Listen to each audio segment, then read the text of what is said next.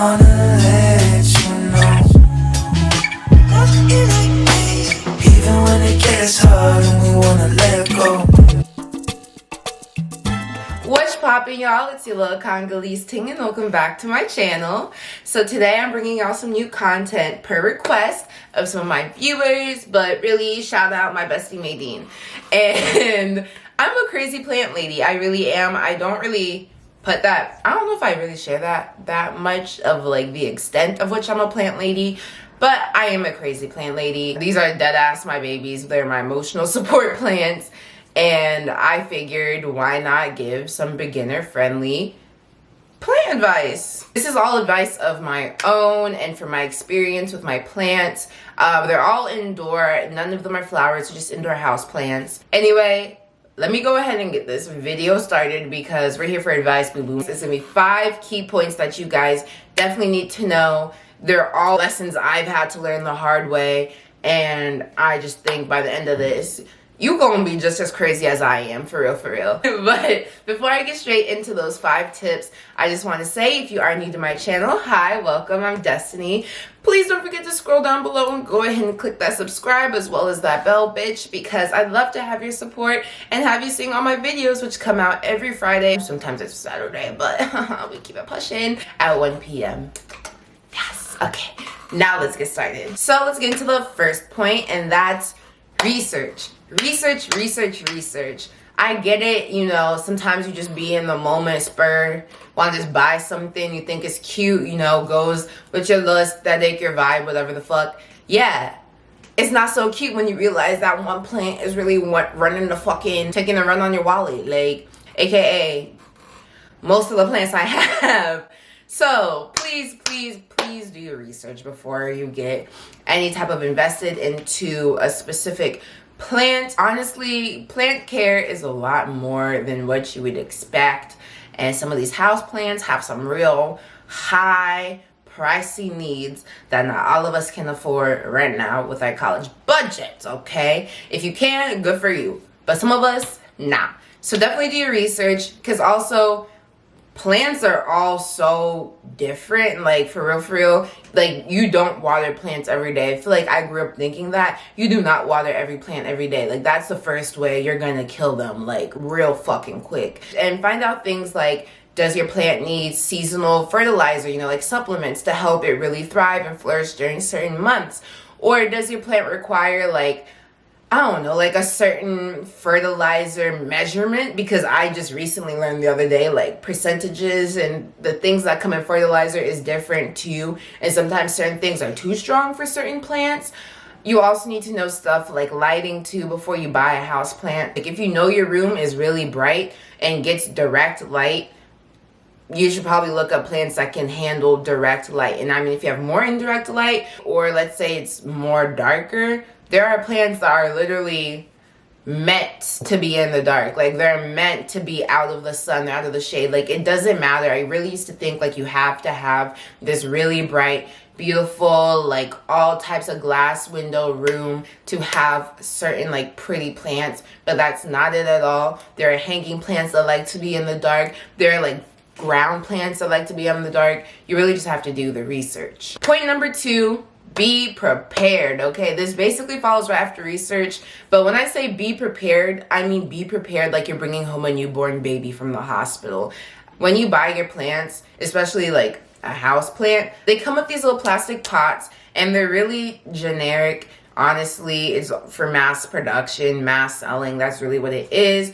So like certain plants, like the drainage holes in the bottom of these aren't always the best, and because these are also like taken care of in mass amounts, it's not like the people who are like working the plant nursery have the time to check at the bottom and see like if the roots are overgrowing and you see them coming out from the bottom of the drainage holes, or if the roots are coming out from the top of the pot. Like there's so much that really, like, you just gotta be prepared when it comes to bringing home a plant from the plant nursery, because it's like bringing home a newborn baby. My advice personally is to have a pot already that's not like huge compared to the original one, but a little bit bigger, just in case that like the roots are overgrown, then you can go ahead and transfer it. And then on top of like having a pot prepared, Also be prepared with pets and know where you're probably gonna place your plants, because I don't have a pet, but my friend Jane Shay has Rico. You guys have already seen my baby girl on here all the time, okay? Don't play with her. That's my god baby. She's here a lot, and I have to remember, like, if she's going to be in my room, I have to take this plant, Frankie, and put her on top of my dresser, because plants, like, they're chemicals and leaves and shit are really toxic to animals. So if you have a pet, keep that in mind, and either already have a home plan that you know is going to be safe for your pet, or if your pet's like already comfortable and trained around plants, like knowing not to like try and ingest it basically. But I mean, if they don't, and honestly I just think the safer the better, just put them in a place where you know for a fact like your pet cannot get to it, or keep it off the ground on like a higher surface. Do whatever you got to do, but you got to be prepared. Now into my third point. I know I said, you know, be prepared, but being prepared also means to have patience, because your plant, the first time it comes home, is so fragile. Like, to me, like, that's really how I literally like think of it. And I personally monitor my new plants. I keep on saying new pets because they're like, they are kind of like my pets and I feel like they're alive, but that's a whole other thing. They require a lot of patience, and they require basically like around the clock routine check-ins. Like, when it comes to getting a new plant, first things first, don't try and repot it right away. Check its roots and see if it needs to be repotted, because if it doesn't need to be repotted right away, I really think, truthfully, unless this pot really bothers you, you might as well leave it, because it has to acclimate to a new like home and environment and air and lighting anyway. That doing all that shifting and moving and changing of shit, I just don't think is worth it. I'd rather keep it in as comfortable of a state as possible. So now that you have your plant home, put it wherever it's like highly recommended, honestly. If it likes direct light, that's the only time I wouldn't put it like directly in what it's asking for, because the way it's being taken care of in the store or at the nursery or wherever the fuck you get your plant from is not the exact same as how your room or living room or house sunroom is not the same. So slowly acclimate it to whatever lighting it's gonna be in, day out. Putting your plant straight out in the sun right away is gonna kill that bitch. Like, quick, okay? I'm serious. I've done it. So yeah, maybe let them get an hour, a little bit each day, kind of creeping them closer and closer to like their full-time spot. I just think that's the best. And also you can watch how they like to be watered and get how quickly they dry out, because if your plant likes to be in the sun a lot, it's going to soak up that water. And you don't want to overwater your plants. Like I said earlier, that's the quickest way to fucking kill them. I promise you. I need to stop slouching. That's the quickest way to kill them. Okay, I'm sorry if everything moved around a little bit. My battery died and I like didn't even realize it was dying. So I need to be patient with figuring out how they want to be watered and what type of schedule they like to be on. Because yeah, you can do the research and like see like, okay, this plant usually likes to be watered every, 12 to 14 days, stuff like that. But your plant is also in its own, new house, new environment. There's different, humidity, whatever levels, I don't know. So I like to take it as like just good, strong recommendation and suggestions that like if you really can't figure out your plant schedule, then just do exactly what they say. Sorry, Frankie. But I'd rather just get my plants like on their own schedule. I feel like that's just the most beneficial for them. So for me, what that usually looks like is if the pot soil is still like pretty moist on top, I'll just, leave it wherever I'm letting the plant be as it acclimates. And I'll like pretty frequently every day, just kind of stick my finger in 1 to 2 inches deep and see like when I put my finger out if it's moist, and like if the top layer is like dry too, depending, like let's say if your plant is one that likes the humidity and likes moisture, then let's say like when you stick your finger in 1 to 2 inches deep and it's like still moist, I would let it honestly like get a little bit past that point of moisture. Like when you pull your finger out, it's basically dry. And to me, that's like almost starting at like 0.0. If kind of like if you do cycling and you have to turn the knob all the way to like that bottom level and then you move it up to figure out what your base is or whatever. It's kind of like that. Like you're kind of getting it to the point where you're like, okay, like this plant like wants its water. I kind of know, you know, what it feels like when it's moist, getting to the point of drying out. And that way, after you water it, you just keep your eye out for that next time it needs to be watered. Once the soil starts to dry up and you stick your finger in, and let's say it's still like a little bit moist, but you can tell like it's drying, now you know that's when you need to water it. And I would honestly watch it for like those, depending however long it takes to be like 2 full cycles of watering. Then you basically have a routine. And I also like to mark it down on my calendar. I highly recommend that. Go ahead and mark it down. Literally go ahead and count out the days and check it beforehand. So that way you don't even have time to forget. And by the time you get to the time it needs to be watered, you already see in your calendar, oh, it needs to be watered. And you don't forget. After you've really, you know, figured your plant out and it's kind of comfortable in its new home, you know, it's making this space, making this new O2 in your air, you know, after that comes routine checkups and routine like cleanings. It's caring. Like, these are your babies. And plants surprisingly require a pretty good amount of care. For example, some of these have to be wiped down by like a damp cloth on the leaves because one, my room collects